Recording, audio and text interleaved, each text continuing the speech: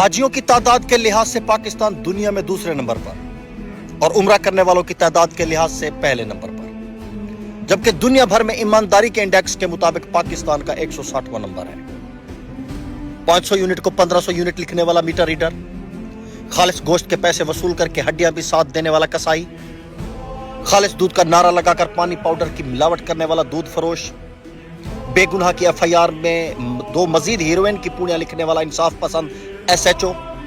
घर बैठकर हाजिरी लगवाकर हुकूमत से तनख्वाह लेने वाला मुस्तकबिल की नस्ल का मेमार उस्ताद,